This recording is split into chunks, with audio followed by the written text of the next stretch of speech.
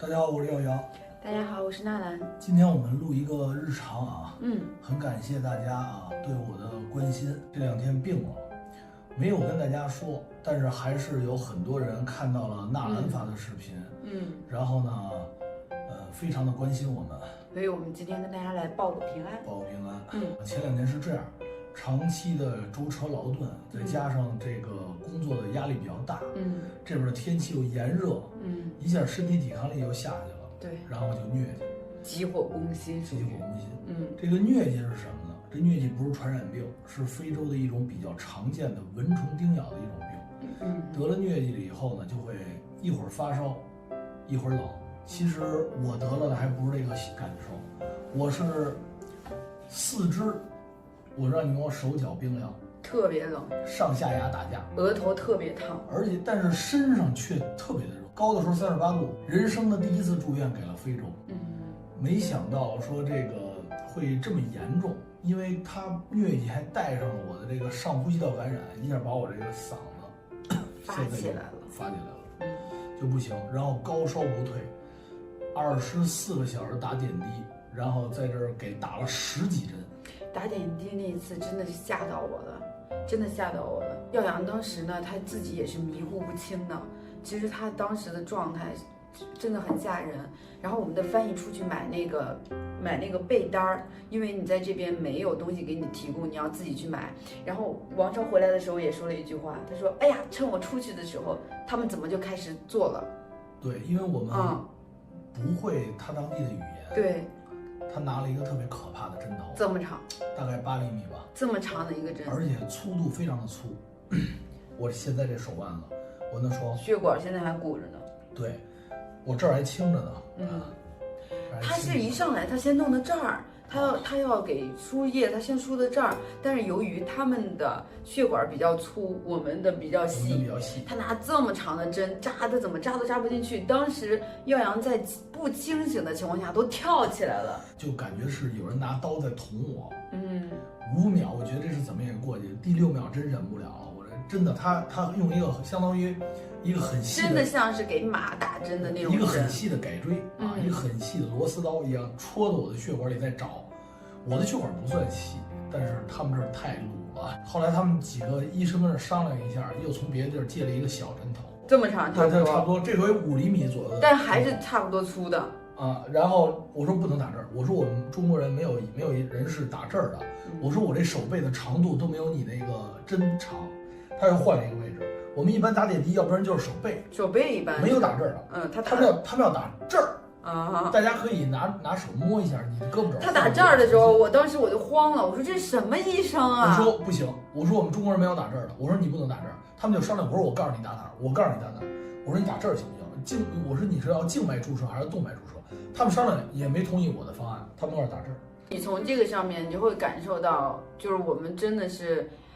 我觉得怪不得很多人他们不敢进当地的医院啊，就是我们的情况和他们本地的情况还是不一样。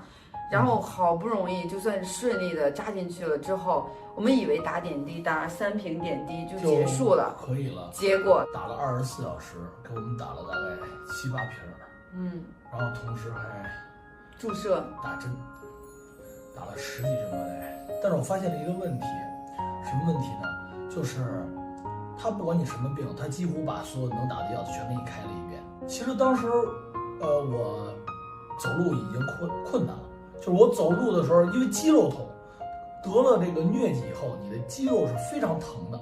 就是我是连得2次疟疾，就前几天先得了1次，没当回事儿，因为这不是咱第1次得，是吧？这是我第2次得，我就觉得打1针就好了，打1针也好了，也吃药了。但是没想到这么快又复发了，这复发比第1次要厉害，走路都有点飘。第一脑袋特别疼，脑袋嗡嗡的，真的我从来没有这么嗡嗡，就是说脑袋这么重。咱们得发烧得感冒最多也就是困累，但是他这不行，他脑袋特别疼，就是你每走一步，你感觉里边的东西在颤抖。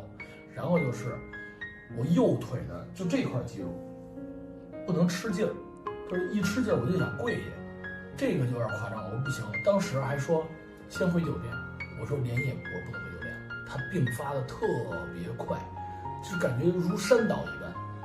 10分钟就不行了。我说赶紧马上就要去医院，到了那儿就越来越差，越来越差。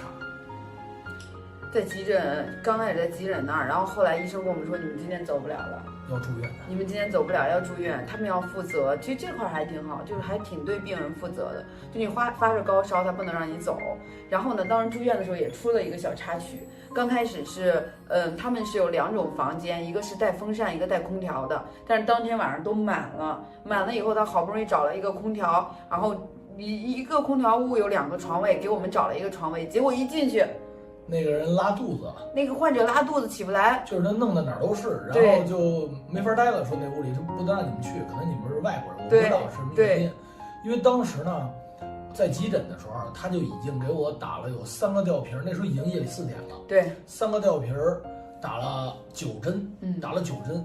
然后呢，我处于一种无法自理的一种状态，迷糊了，我非常迷糊。他给我打了什么我都不知道。到病床的时候，我就真的我就已经置换了，就是我记得已经我就跟他说，我说你休息一下，这里真的特别感谢纳兰，真的，我觉得就是我人嘛，在病的时候都特别脆弱。如果再给你加一个异地，再加这异地是非洲异国，异国异地，又是非洲，同时医疗条件又不好，环境又差的情况下，你就会觉得自己很可怜，对吧？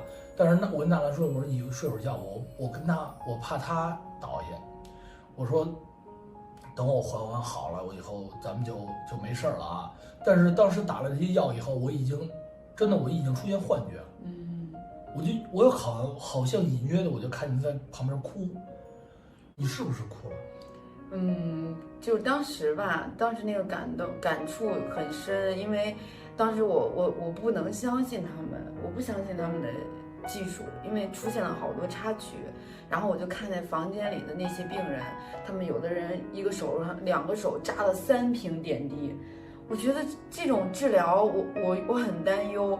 然后呢，我又觉得就是我们现在的这个情况，我们也很难找到中国人开的诊所，然后我就后怕，我想很多，我觉得在这种地方发生任何意外，任何事情都有。然后半夜的时候一个人就觉得有点无助吧，然后就哭。没事。其实，在非洲，病远不止疟疾一种，登革热、黄热病、脑瘤，还有一些伤寒很严重。这伤寒还有像什么埃博拉，它的病其实很多。而且其实我们做穿越非洲呢，远不是光疾病这一种的风险，其实风险很大，太多了。我们在冈比亚被30多个人劫车，就是抢劫嘛，它有抢劫，还有的地区会有绑架，比如像尼日利亚，像一些中非的共和国的一些地方，也不止绑架那么。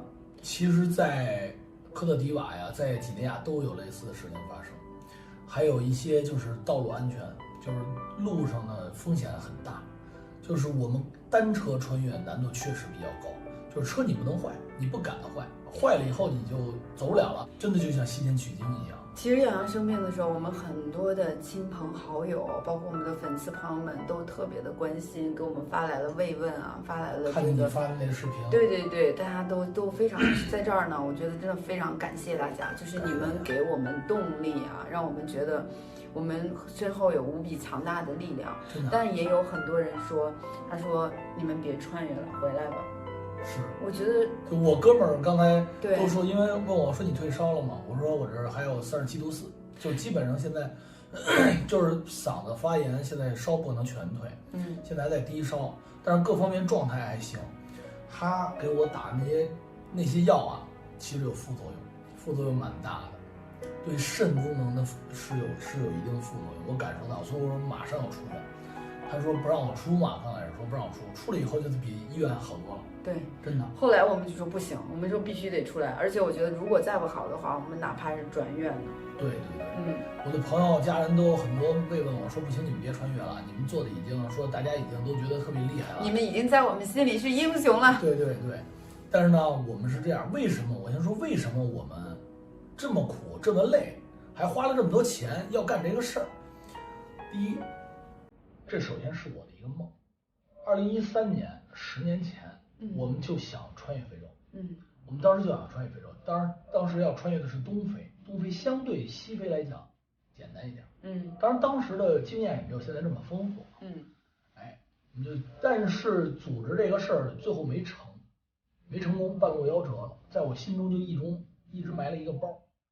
第二个呢，就是说，2017年我参加了一个活动，我当时这个活动的接待方把中国汽车运到了欧洲，在欧洲众目睽睽之下去试驾、去体验，看看我们中国汽车到底行还是不行。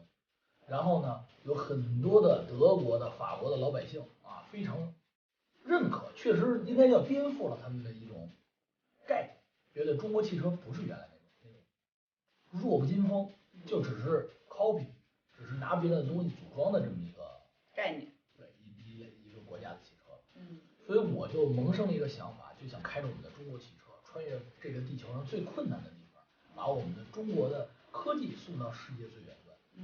才有了我们这次的体验的旅行。